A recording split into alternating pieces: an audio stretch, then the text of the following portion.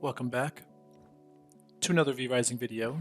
This one's going to be a little bit different, a little shorter today. I just wanted to share some tips that I've learned or found from in the comments / from you guys that you guys have sent me that I thought would be really interesting to share with everybody else that were pretty cool. But I'm also going to share, two of my own tips that just to point out, one of them is right here, which is essentially test your base. Test your own bases. If you're not sure if it's, if you're not sure if people can get in or not, you think it might be like, at least I blocked the entrance. That should be good, right? Test it yourself. See if there's any possible way for you to, frog form, horse jump into your own base here. So here you can just see me kind of going in here, and luckily this person was smart enough to put their loot away beforehand, but I can tell you now, all it takes is one time and you will never forget it. One time forgetting to put your loot away, and, someone's going to come along and take that. So, word to the, just a word of warning. Okay, so the first viewer tip here is from Dank, it's either Dougal or Dougal, sorry bro, which is taking a worker prisoner from the Werewolf village. If you take a worker prisoner from the Werewolf village, they will stay imprisoned now through their transformation as a werewolf in your prisons. This used to not be the case. So if you manage to pick one that's at 100% or so, you can now imprison a werewolf like this, and you'll have access to creature blood on demand. So if you really enjoy creature blood, now we have a guaranteed way to do it. Just so keep your eyes peeled for those high percent werewolf workers. So thank you for that tip. The next tip here is actually from two people. It's Oogity Boogity and Mike, who said that you no longer...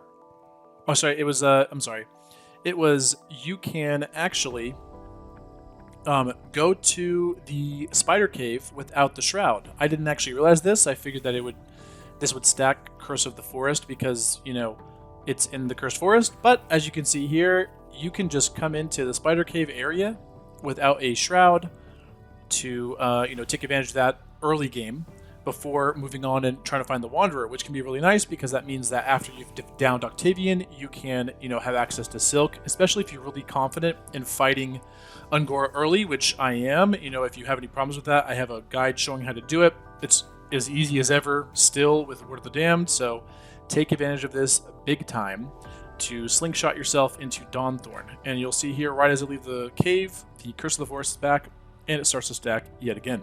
So thanks a lot for that tip.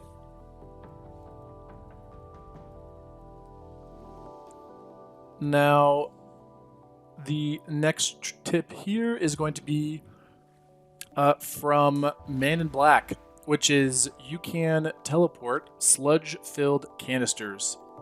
Now, I actually had figured this out shortly after a video showing me, I posted of me just taking the caves for this. This is definitely a really good one, though. I'm just so used to not being able to teleport almost anything in the old version of the game, so I just kind of assume that things like this you can't really teleport, but this is a good one.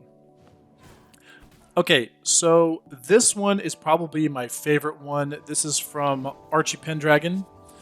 It is you can use Quincy ult or Merciless Charge to stun Octavian out of his spin to win.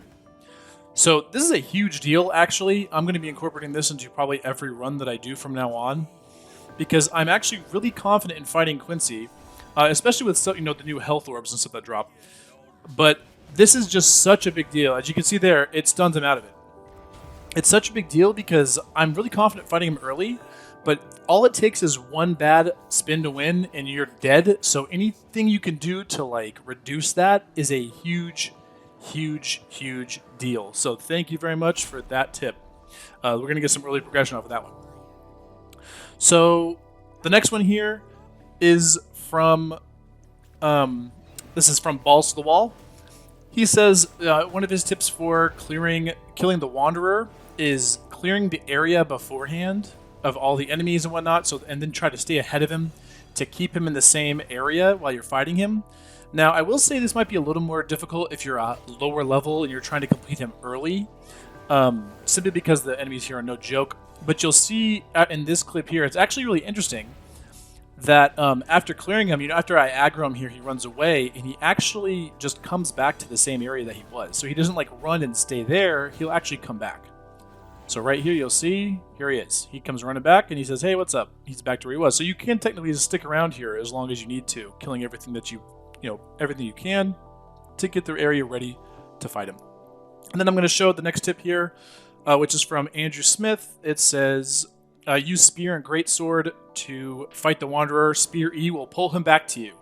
So if he's getting too far ahead, you can use Spear E to pull him back to you, and then Greatsword Q to gap close and catch up to him. So for me, this is definitely a good tip, especially if you can pair it with things like what Balls to the Wall said, kind of just staying close to him, or keep staying ahead of him so he kind of stays in the same area, and if you kind of lose him for a second, you can kind of just throw Spear, pull him back.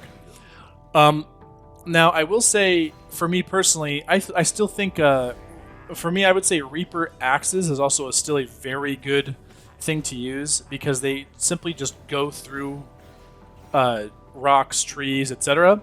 You can just throw them straight through them. So, all these, anytime he runs through, like, he kind of weaves inside of trees and whatnot. The spear might be a little bit difficult to tag on him. The greatsword might hit a tree and whatnot. They can also hit any adds or patrols that get onto you. Whereas the axes and Reaper, you can literally just throw them through everything and they'll just land where you want them to land. So, but anyway, these are still pretty good tips. So thanks a lot for that tip. And then lastly is my second little bonus tip here is do not be afraid to salvage your bad rolls on legendary weapons.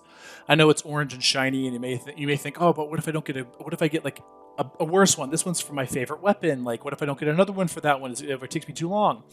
Well, don't worry about that. As long as you're playing and you're grinding it out and you're playing things, you'll get some really good mats from these things. As you can see here, it really helps to get these things early, especially early game, whenever you're like kind of struggling for these key mats. And if you're getting a lot of these, you're not going to be able to probably make every single legendary weapon unless you're really putting a ton of time into the game. So just if it's a bad roll, toss it and move on. Eventually, you can get a really good roll. Like for instance, the crossbow I have here is super nice. So yeah. But anyway, that is going to be it for now. So I hope you enjoyed it. If you have any other tips, feel free to leave them below.